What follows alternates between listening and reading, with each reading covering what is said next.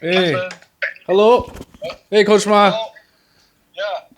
Just to remind you, maybe you can take down the video you post on YouTube. Okay. This is very sensitive. People maybe have a different opinion, so we don't want people to quarrel about this topic. No, so since it's a social media, everyone different idea, different. Okay, just take it down. So you don't need to ask why. So just take it down. Okay, I'll take it down. Okay, bye-bye. Talk later. Bye. In my last video about performance enhancement drugs made a group of people very angry, particularly the Americans. It created so much controversy where this person dug up my personal information, contacted people that I know personally, and made some threats to take legal action against me. I think it definitely struck a nerve with a degree of truth to why it's so sensitive. And this really tells me that censorship and grounds for corruption is true in weightlifting, which I will later elaborate on in this video. Looking back, I'll admit that naming specific athletes wasn't necessary for my overall narrative. But the reaction, especially from this individual, I would consider is pretty cringe-worthy. I love the discourse that it had created in the comment section, and I think that if a natural athlete was able to beat these world champions who are on performance enhancement drugs, then this natural athlete should be even celebrated much more. But the truth is, the use of PEDs is much more common in elite sports than you think. And especially weightlifting has been entangled with performance enhancement drugs all the way back to the 80s. Other sports such as cycling, running, track and field, basketball, and even golf had documented cases of performance enhancement drugs being used among elite athletes. In this re-uploaded video, I'm going to talk about the different types of performance enhancement drugs and what they do, how testing can be beaten, the corruption, bribery, and cover-ups in the International Weightlifting Federation, and even the dark reality of child doping and exploitation. Welcome to the red pill of Olympic weightlifting. I've been studying the Olympics and the Olympic movement my entire life. I learned some key statistics. 44% of Olympians admit to using banned performance-enhancing drugs within the last year, according to research commissioned by the World Anti-Doping. 44%. 44%. And the other, probably lying. Are losing. Yeah, exactly. When I accepted this reality, it felt like I was back in the 4th grade, finding out that the WWE is fake. However, it's spectators like us who wants to see superhuman strength, world records being broken, and spectacles beyond the natural world. It's no secret that the IWF is one of the most corrupt federations in all of sports that almost led to weightlifting getting banned in the Olympics. Even though there are anti-doping rules and regulations, even anti-doping agencies, this doesn't prevent doping. In fact, it creates a breeding ground for rampant corruption where when an athlete fails the test, the country can pay a premium for it to be permitted. And some of you who are familiar with this kind of information might say, oh, but it really doesn't hurt anybody at the end of the day. There is a strict line that I draw when it comes to child exploitation, when these countries in their athletic weightlifting program pushes children as young as 12 years old to get on performance enhancement drugs. Yeah, the recovery was incredible. And the guys try to do that as a badge of honor. Well, I only took it so I could train harder. Which then you're complimenting yourself because I was just such a hard worker. It's like, well, there is a little bit of a truth to that, but yeah, bigger, stronger, faster in that order. But big 3 is EPO, growth hormone, testosterone. For those who are unfamiliar what performance enhancement drugs specifically are, I'm going to give you a brief introduction. The most commonly known performance enhancement drugs are anabolic steroids. Anabolic steroids come in the form of testosterone base and supplemented by other compounds such as dianabol or oxandrolone, also known as Anavar. And steroids directly increases your strength, your muscle size, mental energy and focus, and recovery from training, and sometimes even joint health. There will be negative side effects. For men, this means there's going to be an increase in estrogen production and decreasing your natural testosterone production. And this can lead to developing breast tissue. It can be having smaller testicle size. For women, it's the opposite effect, where they can have a deeper voice or increased their jaw size to be more masculine. And heavy steroid usage or abuse, it can lead to a huge disruption in your natural hormone production. So once you get off of it, your body is unable to establish its natural hormonal equilibrium, and you won't have the same amount of natural test production or estrogen production, depending if you're a man or a woman. Other side effects can include hair loss, acne, mood swings like roid rage, and it affects your mental health as well. It can age your brain, decreasing neuroplasticity, and studies show that the brain age looks 5 years older on steroids compared to someone who isn't. The second drug are EPOs. I'm gonna let Chael Sonnen explain what EPOs are. EPO increases your red blood cells, which gives you endurance so you can play all game long. You can shoot in the fourth More quarter red blood just like cells, you more shot in the oxygen fourth in your minute. red blood cells. Okay, got you. It's the king of performance enhancers. To anything else. EPO is king. Because it's going to give you the stamina. Yes. EPO matters. It's the reason LeBron takes it. It matters. So ultimately, EPOs increase your blood oxygen levels via producing more red blood cells. And this can lead to dangerous health effects in your cardiovascular system and thickening your blood, leading to higher risks of strokes, heart attacks, blood clots, and death while you're asleep. And Lu Xiaojun got popped for EPO, but you might ask, why does weightlifters need more endurance compared to like Lance Armstrong doing the Tour de France? Well, it helps with recovery from one session into the next training session, especially that they're training twice a day under high intensity and high volume, that they would need EPOs to help them recover and have more endurance throughout their training. It's like, no. If you knew what these performance enhancers did, then you would know why it does matter. What do you think? Strength is huge, but the training for that sport is so difficult. I used to wake up every single day depressed. Yeah. That's what it is. I mean, I would literally wake up depressed knowing what I have to do today before I can get back into bed. I mean, it was most defeated feeling. I would go to bed some nights where I could barely get into bed. I'd wake up the next morning, and that was a distant memory. Lastly, you have the peptide hormones. One of the most common peptide you hear of is the human growth hormone. This is used to increase muscle mass and overall tissue regeneration and healing. Other peptides can also help with boosting natural testosterone production and improve the ability of your body to heal faster. They're not as potent as EPOs or anabolic steroids. They still play a significant part in doping. One of the dangers of using peptides is that it can lead to the increased development and risk of cancer, since it's sending signals for your body to heal and repair your tissues faster. It also indiscriminately signals any potential cancer risks as well. And don't be mistaken that there's only corruption and these doping scandals within the IWF.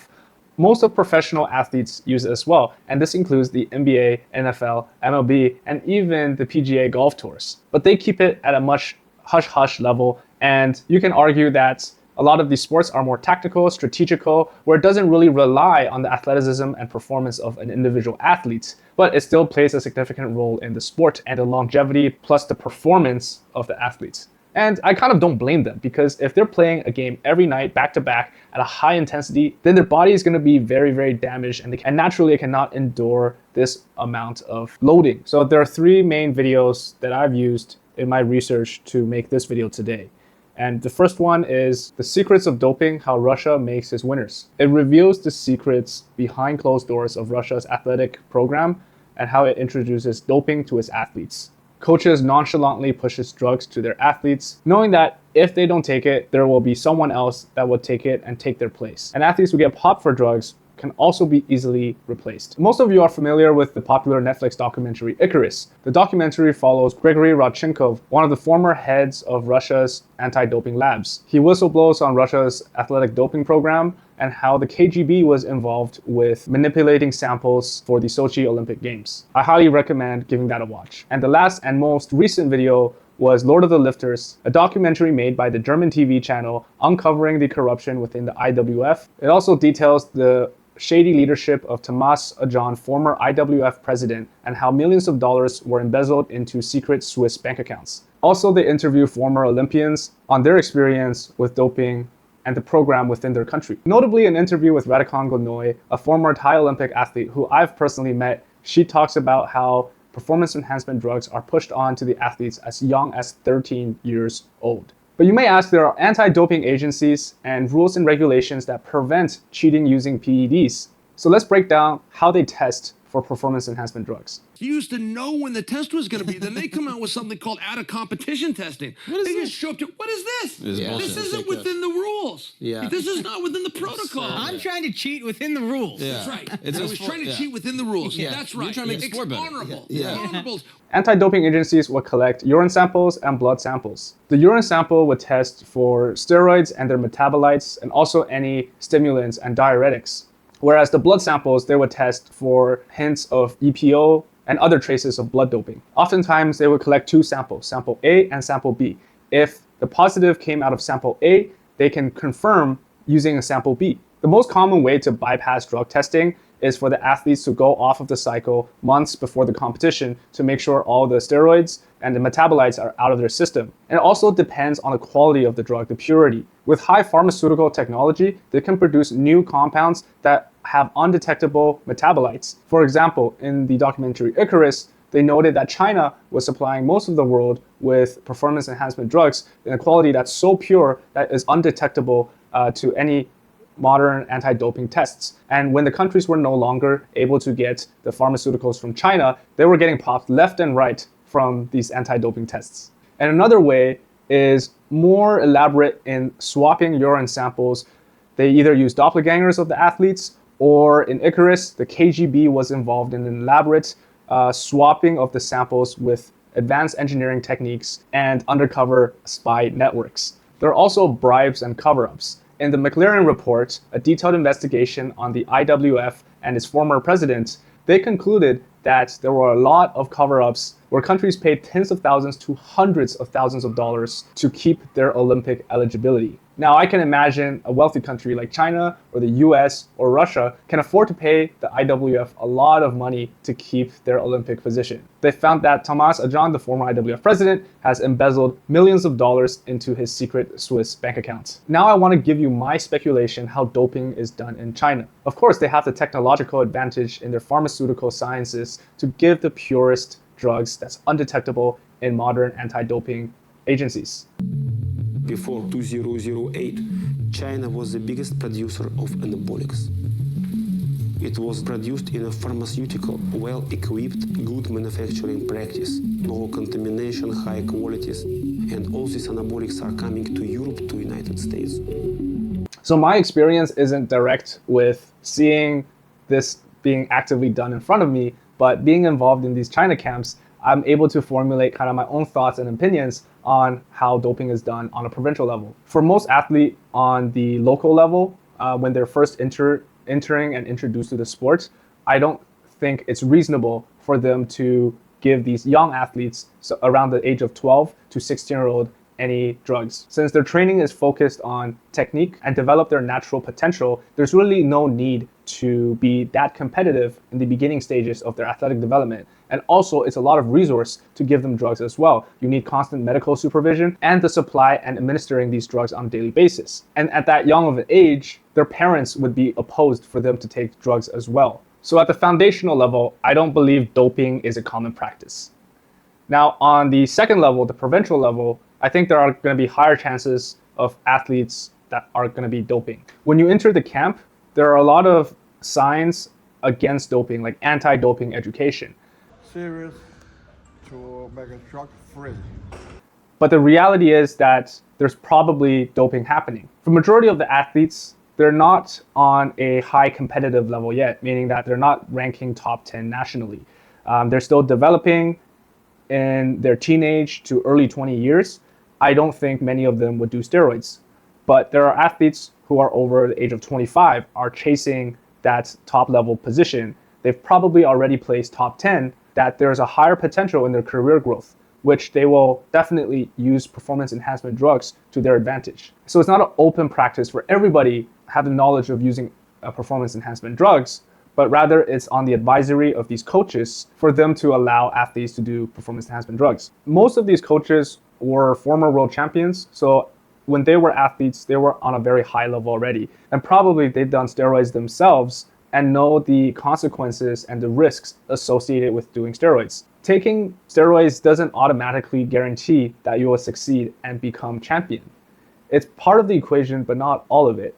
The athlete must demonstrate strong foundation in their strength, in their movement, in their techniques, having the right character and personality and mental fortitude before they get approved to do these drugs.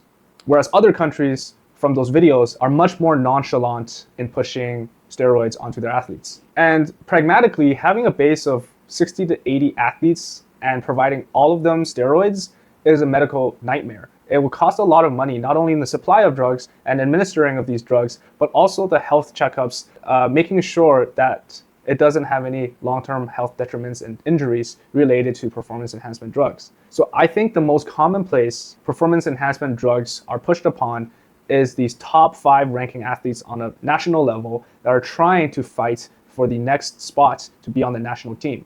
I mean, I could have been 21 years old and taken all the blood bags and EPO in the world, and I was still not going to be a Tour de France champion.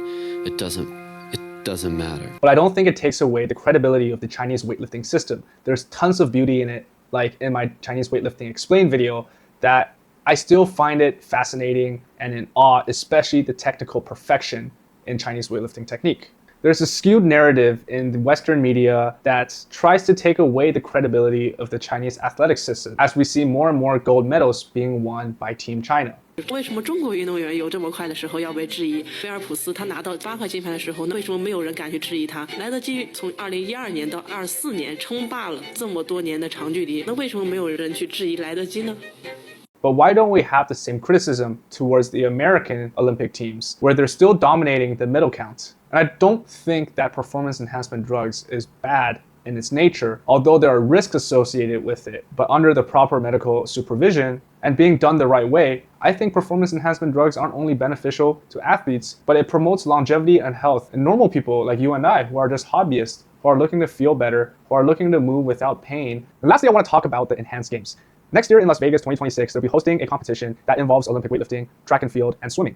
They've reached out to Ma Weightlifting to potentially recruit retired Chinese weightlifters to get them to compete in the coming enhanced games. And their rationale is, why not bring more transparency in doping and do it in a safe manner, pushing human athleticism to the next level? There's a lot of funding behind it, especially with the founders and leadership that are on the US Olympic and Paralympic Committee, and pushed by one of the famous investors, Peter Thiel. They're trying to use athletes to endorse these FDA-approved performance enhancement drugs, showing that they're able to push human ability to the next level and eventually sell these drugs onto the consumer market. They provide a large financial incentive for these athletes to participate, potentially earning over $500,000 if they break world records. And they're hated by the IOC and IWF because they took away the stigma and the restriction and the taboo of performance enhancement drugs that the IWF and IOC were profiting on. So it's not that the IOC and IWF are against doping, is they're against that they're not able to get a cut out of this.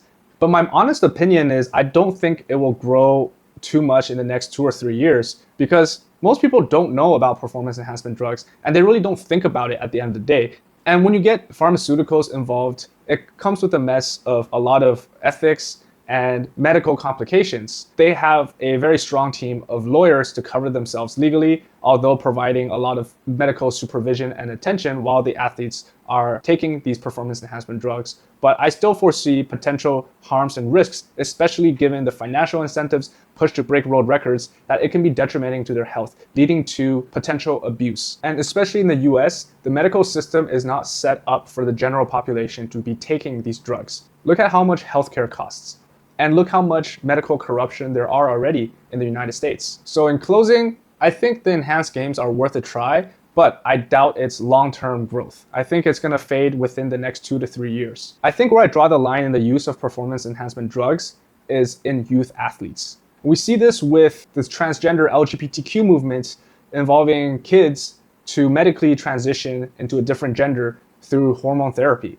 And I think this is hugely unethical because children under the age of 18 or even 22 who are not finished developing mentally and physically do not have complete autonomy in their consent and have the knowledge to understand the consequences, especially with young athletes coming from a less educated background and oftentimes at a lower socioeconomic level. Sports for them is a way to get out of poverty, and there's large incentives for them to do performance enhancement drugs. Especially pushing drugs on a 13-year-old, I think is vile. I think it's absolutely disgusting what Thailand and these other countries are doing. And if China did the same, I would still think that's vile. Doping done right, it should start beyond the age of 22, making sure that they've gone through their natural puberty uninterrupted, undisturbed by foreign steroids going into their system. And on top of drug testing, there needs to be testing for their health, their overall health, making sure that their health markers such as cholesterol, kidney function, and natural hormone production isn't compromised by using performance enhancement drugs. This way you can empower the athletes to preserve their health and not have short-sightedness putting all their chips in their athletic career as they have years down the road after they retire to be something much more. And I've seen how steroids can change people. They change the way their mind works, they completely think. And it becomes a vicious cycle of constantly depending on steroids to feel good, to lift better, to train. And I think there's much more healthier alternatives. If you're shocked and struggling to accept the reality of doping in elite level sports, particularly in Olympic weightlifting, I would say doping wouldn't take away their accomplishment and their achievements. Taking steroids doesn't guarantee you to become Olympic champion. It takes still a lot of time, dedication, and resilience, hardship, to not only win gold, but to even rank top 3. And it's the same stigma that we have around performance enhancement drugs that enables the corruption with anti-doping agencies, WADA, and the IWF and the IOC. By trying to get around the rules and regulations, you're only incentivizing more bribery, corruption, and cheating. When the country, the team, the coach, these organizations, and the inherent pressure to win pushes the athletes and leave them vulnerable for exploitation, thinking that they need to take steroids or performance enhancement drugs to be on the same playing field. They're vulnerable for exploitation. And what we can do is just accept the reality of doping, but make sure that we protect the athlete's health, their personal autonomy, and their consent to these medical treatments. To a degree, I do agree with the philosophy of the enhanced games, where instead of stigmatizing performance enhancement drugs, we can accept it and embrace it and find the benefits, develop the technology that we can use these drugs to improve our health, increase our longevity, and keep us moving for a longer, better, and pain-free way. And for a lot of the hobbyists watching this video, I hope this reality check doesn't take you away from this sport. It's such a beautiful sport, and it's absolutely worth doing, even if you're not on performance enhancement drugs. For the top level athletes, to go through all their training and to even take performance enhancement drugs is not a smooth ride. It's still a turbulent journey of hardship, discipline, sacrifice, what they have to do to get ahead and to become a world-class champion. So thank you for watching this video. Please leave a comment in what your opinion about performance enhancement drugs in elite level sports, particularly weightlifting, is. Are you open to the idea of doping? Would you personally consider trying it yourself? Or are you completely against it? Make sure you hit a like and subscribe on this video if you haven't already. Thank you for watching. Have a good one and see you in the next video.